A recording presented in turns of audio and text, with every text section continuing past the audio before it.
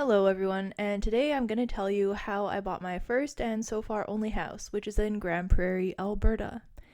Now, how did I end up there? Well, I went to school in a different city, but I moved back to Grande Prairie because that is where I got my job. Now, despite having jobs, Grande Prairie is also about 4 to 4.5 hours away from the nearest IKEA, and the nearest a lot of other things as well. Fortunately, on the good side, this means houses are a little bit more affordable, so look what student fresh out of university could set her sights on buying a house in a couple of years. Now, my base plan in the back of my head, ever since I decided I wanted a house someday, was to save up money for a house, and that would pretty much solve all my problems. Which is true, having money saved up was the biggest piece of the puzzle. But the second biggest piece of the puzzle was credit and qualifying for a mortgage. So I pulled up to my trusty old credit union, where unfortunately there seem to be some people who have no clue what they're talking about. And I met one of those people that day who told me that my credit score wasn't good enough and that I would have to take out a personal loan with them to bring my credit score up to the point where I could qualify for a mortgage. Now, even though I was very baby at the time, I did smell some bullshit because I knew I had a credit card I'd never missed a payment on, and I had a phone plan. So I went to an independent broker who immediately had me approved for much more than my price range, and everything was peachy. Then it was time to get a realtor. So most of you know that when you're buying a home, you don't have to pay fees. It's only when you're selling a home that you have to pay a realtor commission fees. So really it was a no-brainer to get a realtor because that would make my search for a house that much easier. And we had a family friend who decided to take me on, and thus the hunt began. And oh my, what a hunt it was.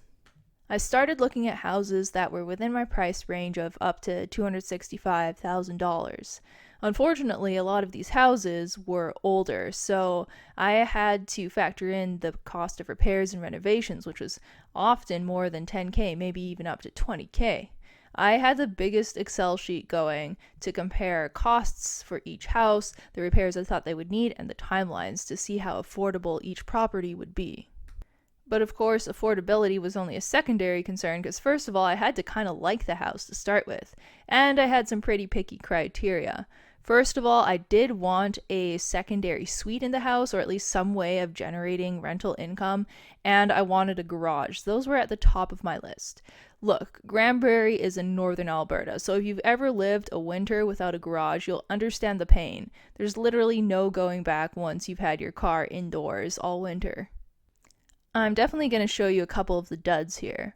So first of all, we have this house with incredible concrete foundation issues. There were not only vertical cracks in the basement, but there were also horizontal cracks, which are the worst type of cracks. And the 4-level split layout, first of all, sucked. I'm a 4-level split hater. But also, if you went down into the basement crawl space area, you could see the floor of the lower level above you start literally shaking as people walked on it. And that was a bathroom and I believe washing machine area. There was no support for this level of the house whatsoever. It was scary. And the nail in the coffin really was that they hadn't fixed the apparent issue, which was like the concrete in the garage. There were lots of cracks. It was sloping towards the house. Water was literally pooling there. So yeah, you would have had to pay me to live in that house. I also went to see 3 houses with a wood foundation, and 2 of the 3 houses had very obvious issues. The walls were bowed inwards, very obviously. So I decided I was not going to buy a house with a wood foundation. There were other duds too, like one house had a garage with literally a hole in the roof, like there was just water coming in, and they still wanted money for it. Anyway, I did find some houses that I liked, 4 houses to be exact.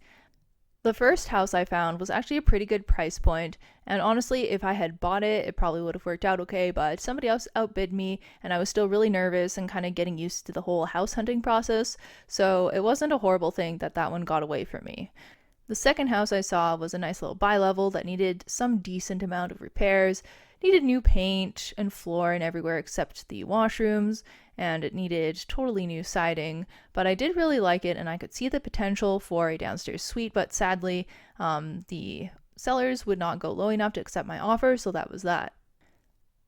The third house I found was in a really nice area, and despite being an older house, it actually didn't have that many issues for its age. But at the end of the day, it didn't have a garage, and there was some water damage in one of the downstairs bathrooms that the owners obviously tried to cover up during our walkthrough. That really turned me off the property. I did end up offering on it, but not nearly as much as they wanted, so I did not get that house. And finally, here is the last house that I offered on and didn't get before I found my house. I loved this little house. It did need work. Yes, the entire bathrooms needed to be gutted and redone. The garage area had been turned into a shop, but I wanted to turn it back into a garage.